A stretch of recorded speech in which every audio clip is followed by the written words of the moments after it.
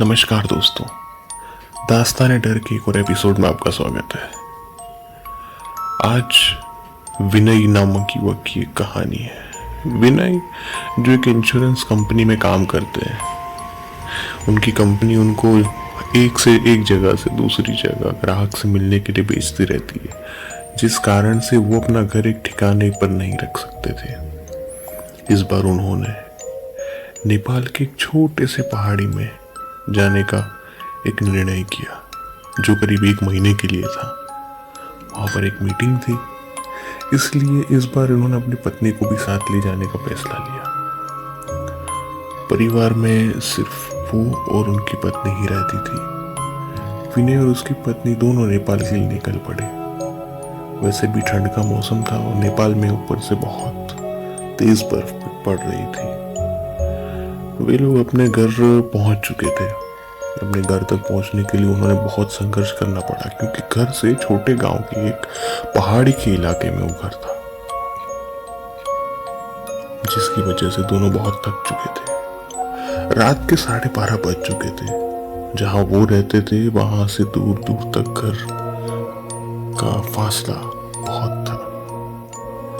बाहर जोरों से ठंडी हवाएं, बर्फ चल रही थी। दोनों अपनी रजाई में दुबक कर आराम से सोए हुए थे कि अचानक उनको लगा कि किसी ने उनके घर के दरवाजा खटखटाया है। फिर उन्होंने सोचा कि क्या पता तेज हवा के कारण ये हो रहा हो। इस वजह से उन्होंने अनदेखा कर दिया। अगली सुबह विनय जिसके काम के लिए आया था, वो उस काम के लिए घर से बाहर निकल गया। अब उसकी पत्नी अकेली थी घर में। उसको समझ नहीं आ रहा था कि वो घर में बैठे कैसे वक्त गुजारे। सोचा कि चले क्यों ना हम बाहर ही निकल जाए। बाहर ठंड तो थी पर हवा नहीं चल रही थी, इसलिए उन्होंने अपना स्वेटर पहना और बाहर निकलने के तैयार हो गई। जैसे ही उसने अपना घर का गेट खोला, वैसे ही वे देखती है कि घर के पास बने एक खंबे के पीछे एक छोटा सा बच्चा खड़ा है, जो उसको चुपके चुपके देख रहा है। विनय की पत्नी ने उसको अपनी ओर बुलाया, पर वो नहीं आया और वहां से भाग गया। अगले दिन ऐसा ही कुछ हुआ।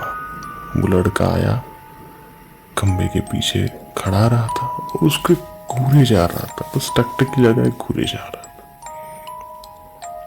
इस बार विनय की पत्नी ने उस बच्चे को पकड़ लिया और पूछा कि तुम यहाँ क्या कर रहे हो। उस बच्चे ने कुछ नहीं बोला और ना ही कुछ बताया। विनय की पत्नी ने उससे अपने घर के बारे में पूछा, तब भी वो कुछ नहीं बोल रहा था। आखिर में उसका नाम पूछने पर धीमी सी आवाज में बोला, सूर्या, और वहां से भाग गया। उसको उसका व्यवहार कुछ समझ नहीं आया। ये सिलसिला ऐसा ही चलता रहा। वो रोज बच्चा उस खंबे के पीछे रोज निहारता। उस दिन रविवार की रात थी। दोनों घर में अंगूठी के सामने आग ताप रहे थे, क्योंकि बाहर की हालत बहुत खराब थी। इतनी खराब कि कोई थोड़ी देर के लिए बाहर जाए तो उसकी जान जा सकती थी। अचानक दरवाजा किसी ने खटखटाया। उन दोनों को फिर से लगा कि शायद हवा की वजह से ऐसा हो रहा हो। तभी फिर से किसी ने दरवाजा खटखटाया। इस बार दरवाजा खटखटाने की आवाज साफ आ रही थी। यह आवाज सुनकर दोनों डर गए, क्योंकि इतनी रात को, वो भी जान लेने वाली ठंड में, आखिर कौन हो सकता है। दोनों केवल एक दूसरे का मुंह देख रहे थे। अचानक दरवाजे के बाहर से धीरे धीरे रोने की आवाज आने लगी। तभी विनय ने जोर से आवाज में बोला, कौन है बाहर। कुछ देर तक आवाज तो नहीं आई, और बाद में एक धीमी सी आवाज आई, दरवाजा खोलो, कृपया कर दरवाजा खोलो, बहुत ठंड है। यह आवाज किसी छोटे बच्चे की थी। तभी विनय की पत्नी को यह आवाज जानी पहचानी लगी। ये तो वही बच्चे की आवाज लग रही है जो रोज घर के बाहर खड़ा रहता है। विनय की पत्नी ने कहा कि हमें उसे अंदर ले लेना चाहिए। वो भागते हुए दरवाजे के पास जा ही रही थी कि अचानक घर की एक फोन की घंटी बजी। फोन एक पड़ोस में रहने वाली औरत का था, जो आज ही विनय की पत्नी से मिलने आई थी। विनय की पत्नी ने फोन उठाया। वहां से उस औरत की आवाज आई, हेलो जी, मैं आपको बताना भूल गई थी कि आपके बाहर कोई दरवाजा खटखटाए तो उसको मत खोलना। विनय की पत्नी ने कहा, अभी मेरे घर के बाहर एक बच्चे की आवाज आ रही है, मैं दरवाजा खोलने का कह ही रही थी। तभी उस औरत ने कहा कि नहीं, आप दरवाजा बिल्कुल मत खोलना, वो असल में एक आत्मा है। यहाँ जब जब तेज आंधी और ठंडी हवाएं पड़ती है, तब तब सबके घर के बाहर से वो दरवाजा खटखटाने की आवाज आती है और वो एक ही शख्स बोलता है, दरवाजा खोलो, बहुत ठंड है। वो ठंड का बहाना बनाता है और दरवाजा खोलवाने की कोशिश करता है। अगर वो गलती से भी दरवाजा खोल देता है तो वो अगले दिन बर्फ में दबा हुआ मिलता है। ये सुनते ही जैसे पैरों की जमीन खिसक गई हो। वो सोचने लगी कि बाहर दरवाजा खटखटा रहा है, वो असल में एक आत्मा है। उन्होंने दरवाजा तो नहीं खोला।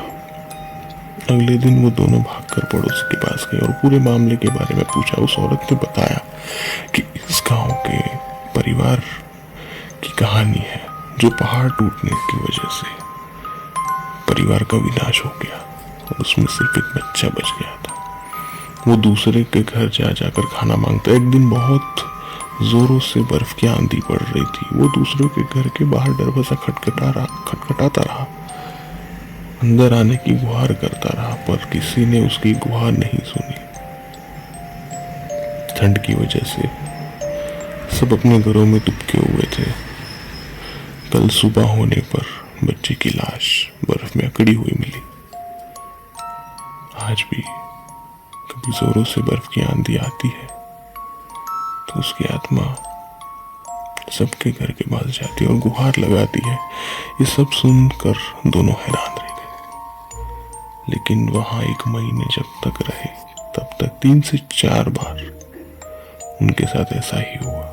लेकिन विनय का काम खत्म हो जाने पर वो वहां से चले गए। पर विनय की पत्नी के दिमाग में एक रहस्यमय चीज हमेशा, और उस घटना के बाद उस बच्चे को कभी भूलेगी नहीं।